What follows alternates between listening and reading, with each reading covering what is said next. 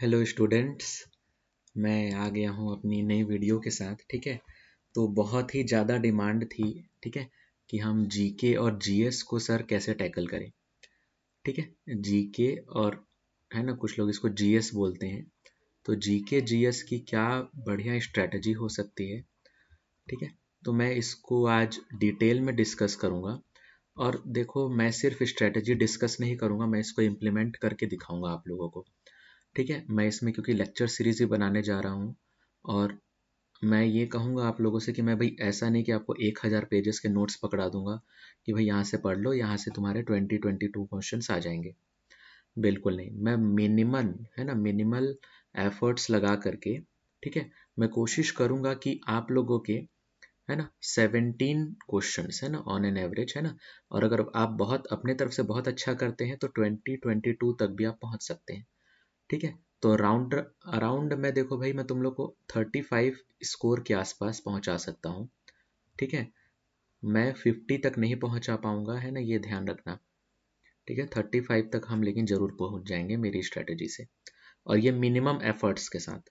ठीक है, जो मोस्ट इंपॉर्टेंट टॉपिक्स हैं मैं वो आप लोगों के साथ डिस्कस करूंगा यहाँ पर। ठीक है, और उसी पर मैं ये लेक्चर सीरीज भी रखूंगा। और इसी लेक्चर सीरीज का फर्स्ट वीडियो यहीं पर इसी वीडियो से स्टार्ट होगा। ठीक है, इसी में अपन फर्स्ट वीडियो भी शुरू करेंगे। स्टार्ट करने से पहले कई लोगों के ये डाउट्स थे कि सर जो प्रीवियस ईयर क्वेश्चंस जो आप मेरे को हम लोग को बताए कि प्रीवियस ईयर क्वेश्चंस जो है वो एक सोर्स है और एक एनसीईआरटी एक सोर्स है। तो भाई प्रीवियस ईयर क्वेश्चंस जो है वो स्टैंडर्डाइज्ड फॉर्म में तो नहीं है, कंपाइल्ड फॉर्म में तो नहीं मिलेंगे, है ना। अपने को रिस्पॉन्स शीट्स मिलती है, ठीक है, कैंडिडेट्स की। तो उसमें सर हमें सॉल्यूशंस कैसे मिलेंगे। ठीक है, डिटेल्ड में सॉल्यूशंस चाहिए सर। ठीक है, और टॉपिक वाइज क्वेश्चंस कैसे मिलेंगे।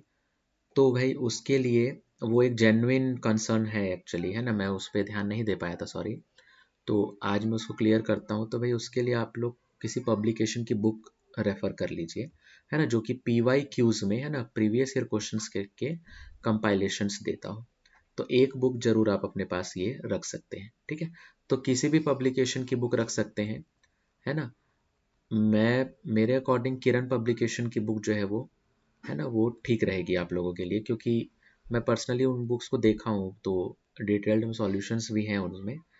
ठीक है, बाकी कंपाइलेशंस बाकी पब्लिकेशंस की भी हो सकती हैं, नो डाउट। तो आप वो भी रेफर कर सकते हो। ठीक है, तो ये आप लोग अपने, है ना, अपने हिसाब से कोई भी बुक, है ना, आप रेफर कर लेना। नेक्स्ट, ठीक है, अब मेरी स्ट्रेटजी क्या रहेगी, ध्यान देना। तो मैं लेक्चर सीरीज बनाऊंगा और उसमें most important topics detailed explanation के साथ में समझाऊंगा आप लोगों को। मैं सिर्फ आपको फैक्ट्स नहीं रटवाऊंगा, ये ध्यान रखना।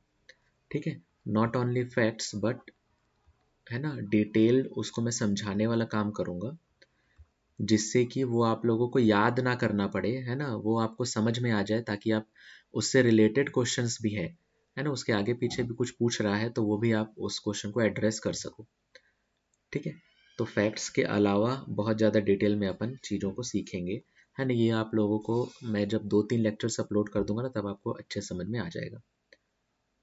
ठीक है, तो ये तो बात हो गई, है ना। अब भाई मेरी स्ट्रेटजी से, है ना, जैसे मैंने पिछले वीडियो में कमेंट्स लिए थे आप लोगों से कि भाई जीएस में अभी आप लोगों का क्या स्कोर चल रहा है ना। तो मुझे बहुत अच्छा लगा कि काफ़ी लोगों ने, आप लोगों ने कमेंट किया है और ऑनेस्टली बताया है कि सर हमारे जो है 20 to 25 marks, 15 marks, 10 marks, 5 marks, है ना, और एक दो लोगों के 30 मार्क्स तक जा रहे हैं। तो भाई मैं ऑनेस्ट ओपिनियन मेरा ये है कि 30 marks is a good score, है ना, 30 इज़ अ गुड स्कोर। ठीक है, अगर आप 30 को सोचते हो कि अच्छा स्कोर नहीं है तो भाई, है ना, ये आप लोगों की गलती है। 30, अगर आप 30 स्कोर मेंटेन कर पा रहे हो तो आई थिंक ये बहुत बढ़िया स्कोर रहेगा।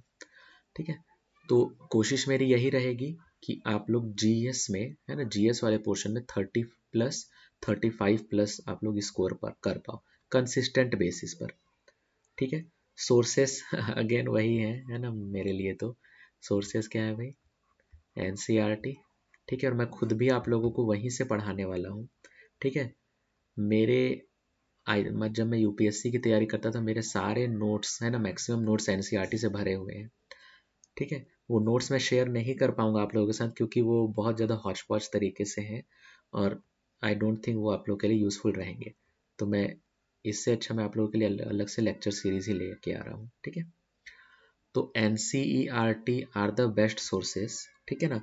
इसमें अगर अपने को कुछ इम्प्रूव करना रहा तो वो जरूर करेंगे, है ना। मैं ये नहीं बोलता कि भाई क्वेश्चन NCERT से ही आएगा, है ना। इसमें अपन कुछ इम्प्रूवमेंट लगेगी वो हम करेंगे, ठीक है। दूसरा PYQs, ठीक है, प्रीवियस ईयर क्वेश्चंस है ना, वो कंपाइलेशन वाली बुक्स वगैरह आप देख सकते हो उसमें, ठीक है। तो वो एक जगह पे आप लोगों को मिल जाएगा। तीसरा जो भाई है ना आपका सोर्स है वो है करंट अफेयर्स, है ना। तो करंट अफेयर्स, ठीक है, इस पर भी मैं कोशिश करूंगा लेक्चर सीरीज लाता रहूं, है ना। जो मोस्ट इंपॉर्टेंट करंट अफेयर्स होंगे भाई मैं वही कवर करूंगा, ठीक है। मैं मतलब आप लोग को मोटी सी बुक नहीं दे दूंगा कि भाई इसमें से पढ़ लो, ठीक है। जो बहुत इंपॉर्टेंट करंट अफेयर्स क्या होते हैं, वो होते हैं कि भाई सुप्रीम कोर्ट्स के जजमेंट, है ना। सुप्रीम कोर्ट जजमेंट्स आप लोग देखे होंगे, हमेशा पूछता है टीयर 1 एग्जाम में, ठीक है।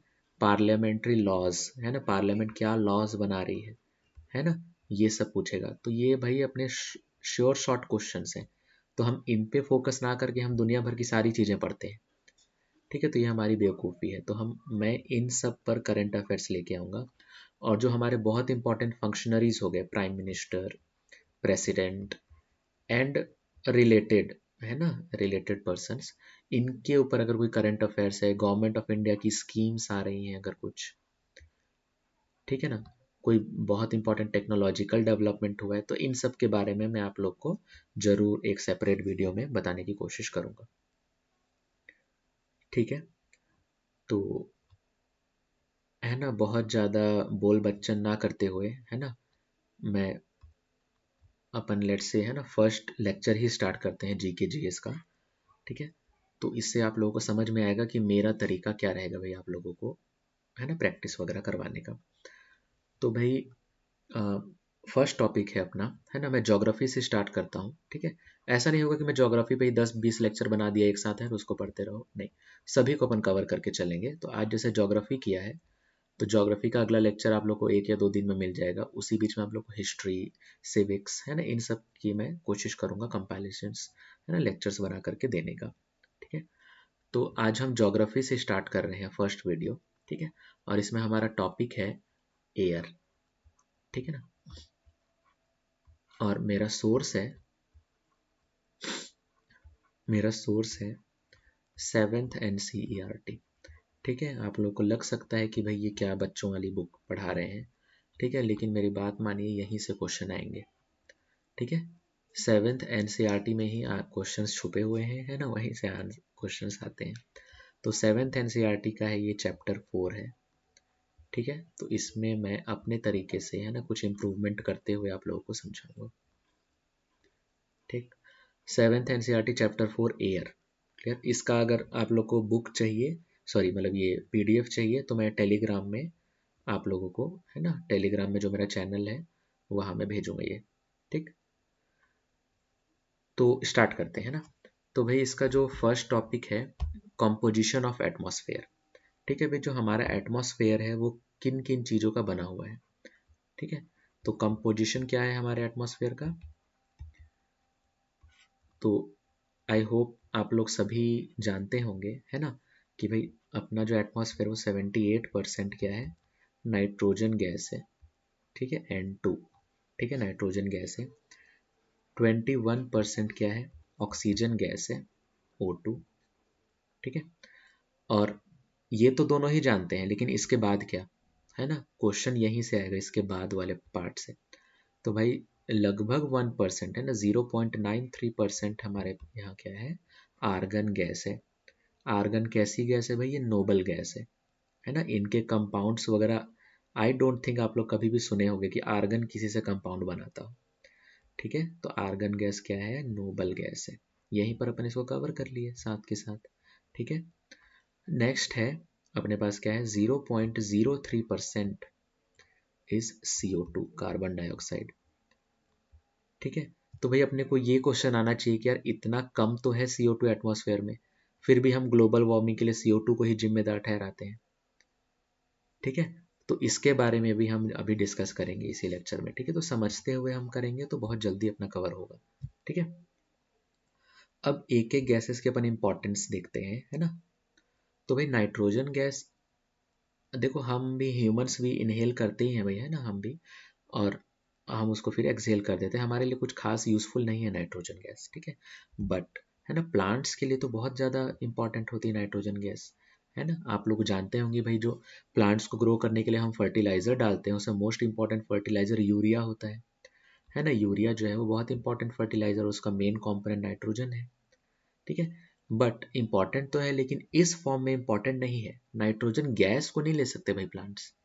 तो क्या होगा, प्लांट्स के सॉइल और रूट्स में, है ना, सॉइल और रूट्स में बैक्टीरियाज होते हैं जो कि इस नाइट्रोजन गैस को कन्वर्ट करते हैं ऐसे फॉर्म में जो कि प्लांट्स के लिए यूजफुल हो, और उस फॉर्म को अपन बोलते हैं नाइट्रेट्स, ठीक है ना, नाइट्रेट्स। इसमें अपन बाद में और डिस्कस करेंगे, ठीक है। अभी अपन जस्ट फर्स्ट लेक्चर है तो बहुत ज़्यादा डिटेल में नहीं जाएंगे। तो नाइट्रेट आयन जो है वो प्लांट्स को चाहिए, ठीक है। और वो कौन देगा, बैक्टीरियाज, है ना। कहाँ है वो, सॉइल में और रूट्स ऑफ प्लांट में, ठीक है। नेक्स्ट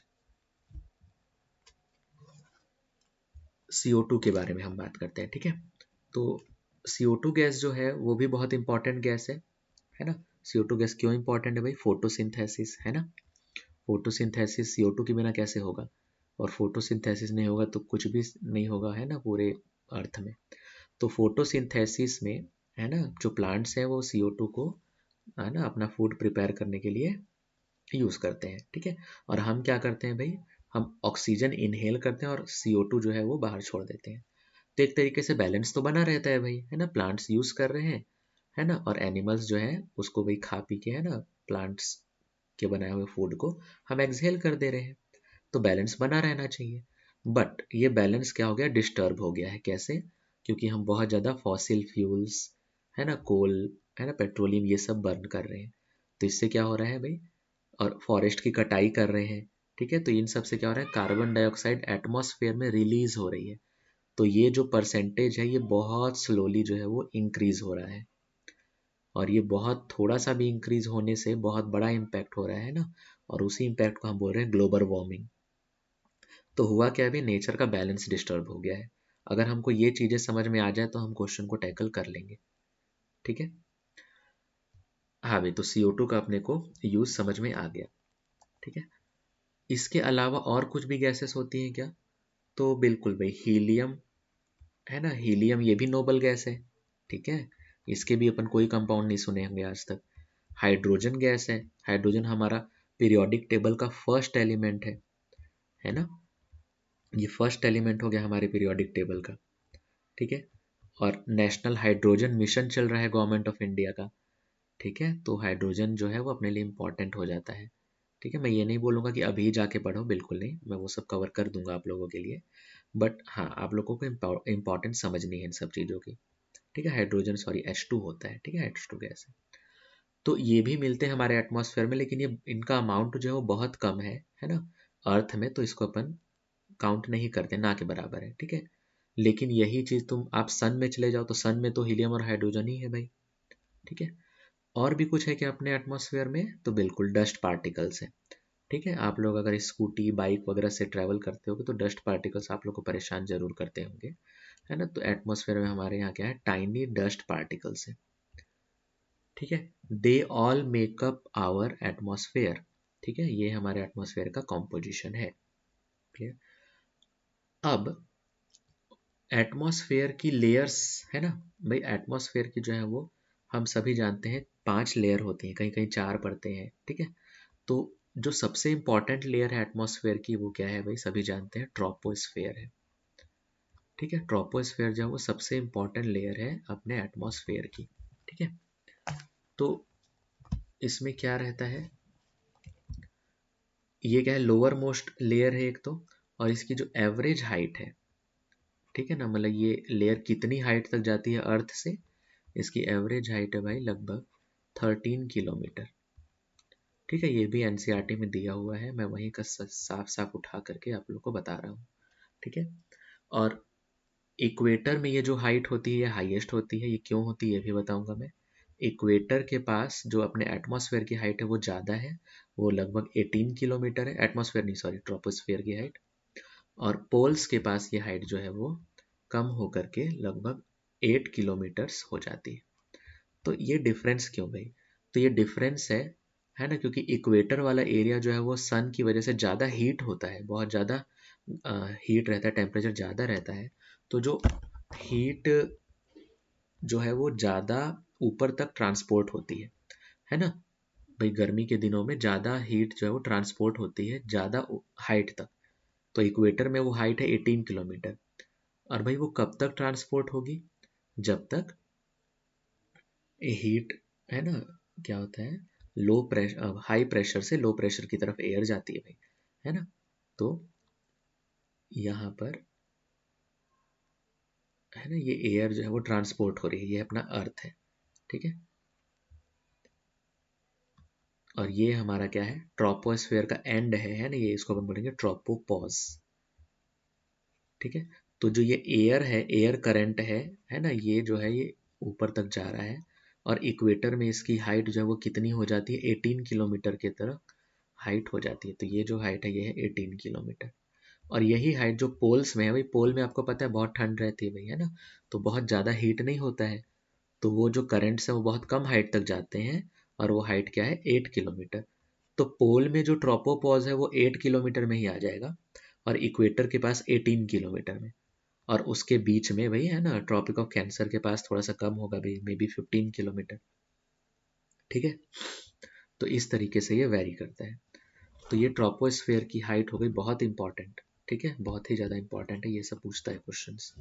इसके बाद और क्या है भाई ट्रोपोस्फेयर का इम्पॉर्टेंट पार्ट, कि भाई जो भी अपने यहाँ क्लाइमेट चेंजेस होते हैं, है ना, बारिश होती है, ठीक है, क्लाउड कवर होता है, ठीक है, हवा चलती है, ठीक है, एवरीथिंग जो भी क्लाइमेट रिलेटेड फिनोमिना है वो सब कहाँ होता है, ट्रोपोस्फेयर में ही होता है, ट्रोपोपॉज तक ही होगा, ठीक है।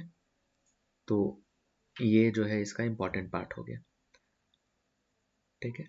तो भाई जैसे मान लो एरोप्लेन को उड़ना है, तो भाई वो ट्रोपोस्फेयर में कैसे उड़ेगी, है ना, तुम लोग समझ सकते हो। उड़ती है, ऐसा नहीं है, अगर वेदर की मतलब पूरी गारंटी कि भाई वेदर जो है वो साफ है ना, साफ सुथरा रहेगा, तो जो लोअर प्लेन्स होती हैं वो नीचे ही उड़ेंगी, ठीक है, छोटी प्लेन्स वगैरह जो कम कैपेसिटी वाली है।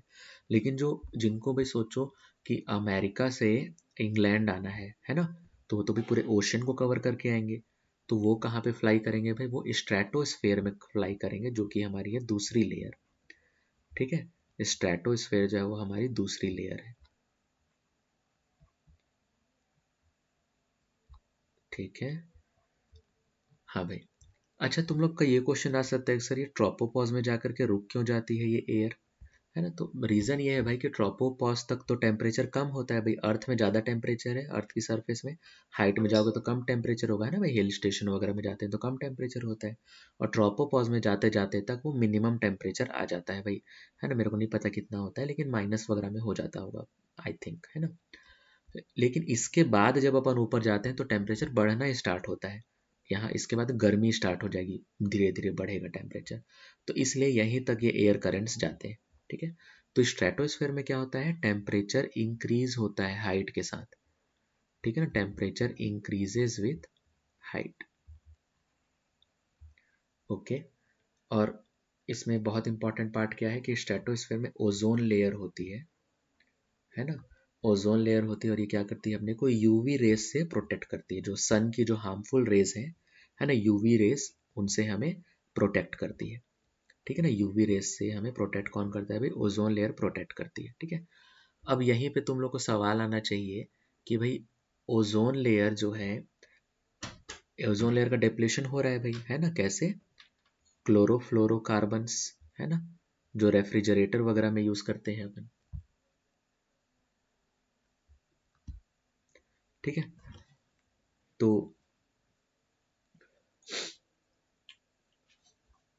क्लोरोफ्लोरोकार्बन्स को जो है वो बैन कर दिया गया ठीक है, क्योंकि इसकी वजह से ओजोन लेयर का डिप्लेशन हो रहा था, है ना। कौन सा केमिकल रिस्पॉन्सिबल है ओजोन लेयर के डिप्लेशन के लिए, तो वो है क्लोरीन, ठीक है। क्लोरीन जो है वो सिंगल हैंडेडली रिस्पॉन्सिबल है ओजोन लेयर में जो कमी आई है, ठीक है। तो भाई इसको रोकने के लिए कुछ प्रयास किया गया है क्या, है ना। तो ये आप लोग को पता होना चाहिए कि 19 ईयर शायद 89 था, ठीक है। 1989 में एक बार कंफर्म कर लेना भी, है ना, मॉन्ट्रियल प्रोटोकॉल, है ना, मॉन्ट्रियल प्रोटोकॉल साइन हुआ था, है ना, जिसके तहत, ठीक है, क्लोरोफ्लोरोकार्बन्स को बैन कर दिया गया है ना, उसका यूज जो है वो फेज आउट कर दिया गया है, ठीक है। और इसकी जगह अब क्या यूज हो रहा है, हाइड्रोफ्लोरोकार्बन्स HFCs यूज हो रहे हैं, ठीक है। तो मॉन्ट्रियल प्रोटोकॉल यहीं पे कवर हो गया अपना, ठीक है। तो ये है स्ट्रेटोस्फेयर के लिए बात। तो भाई और यहाँ पर क्या होगा, आइडियल फॉर फ्लाइंग, है ना, एरोप्लेन वगैरह की जो, है ना, जो फ्लाई करेंगे वो है वो यहीं पर, है ना, आइडियल फॉर फ्लाइंग एरोप्लेन्स, ठीक है भाई। हाँ भाई। तो और ये जो लेयर है ऑलमोस्ट फ्री फ्रॉम क्लाउड्स, है ना, क्लाउड्स यहाँ पर नहीं आएंगे, ठीक। तो ये दो लेयर अपनी कवर हो गई, है ना। नेक्स्ट जो है अपने पास है वो है मीजोस्फेयर, ठीक है।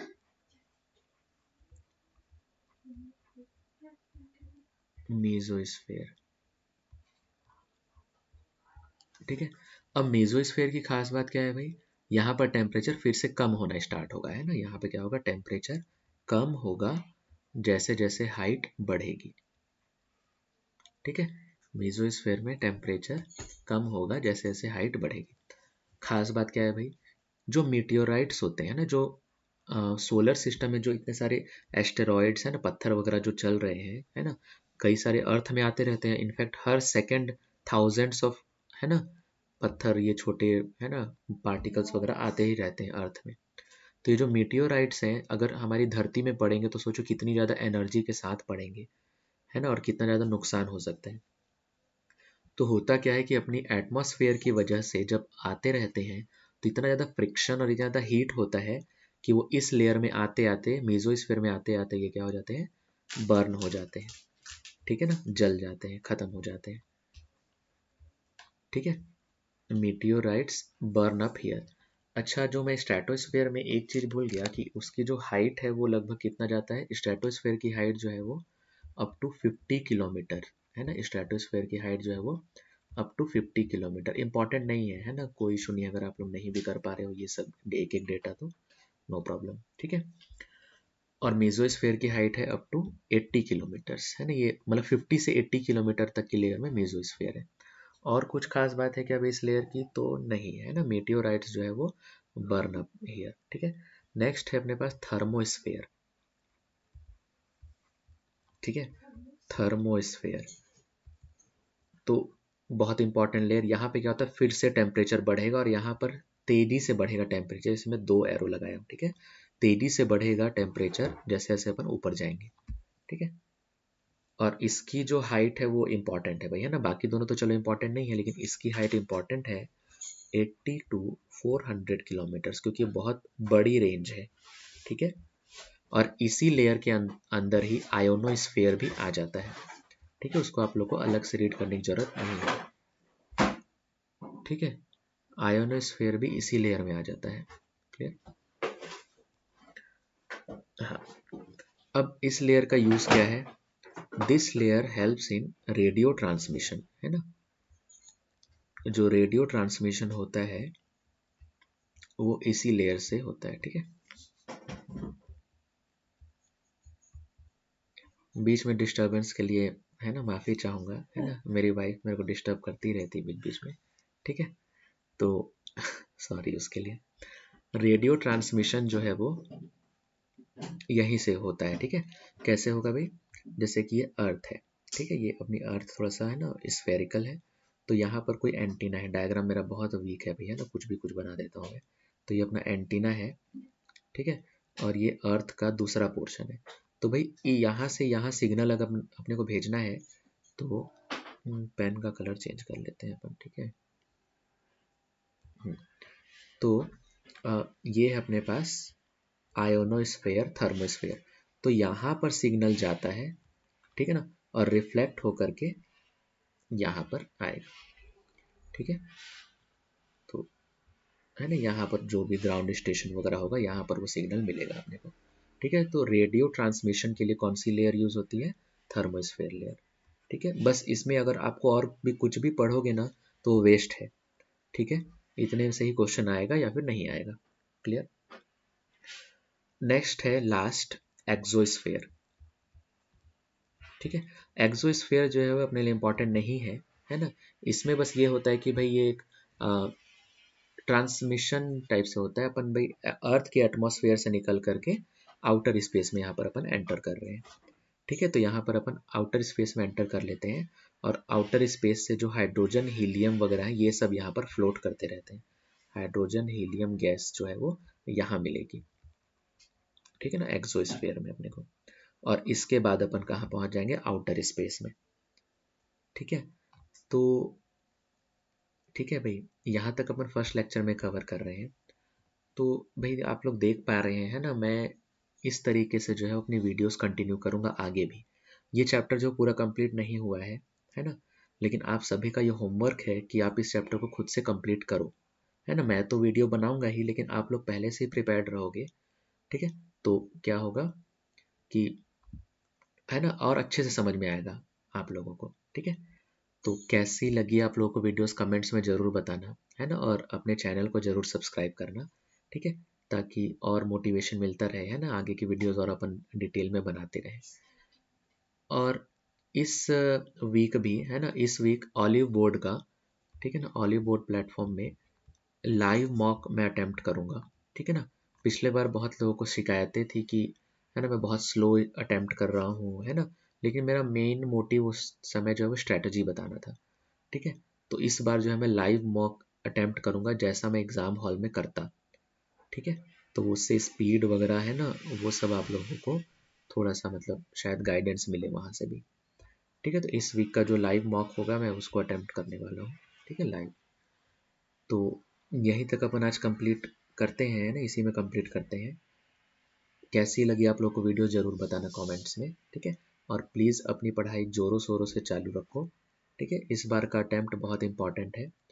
बात करें आज के लेक्चर से, सर यहाँ से क्वेश्चन आएगा क्या? तो बिल्कुल आएगा भाई। ठीक है, हर 2 से 3 लेक्चर में से एक क्वेश्चन लगभग आप गारंटीड मान लो कि आएगा। बहुत ज़्यादा नहीं बोलूँगा भाई कि, है ना, 2-3 क्वेश्चन यहीं से फंस जाएंगे, एक क्वेश्चन जरूर आएगा लेकिन। ठीक है, तो नेक्स्ट वीडियो बहुत जल्द अपलोड करूँगा मैं। Thank you very much.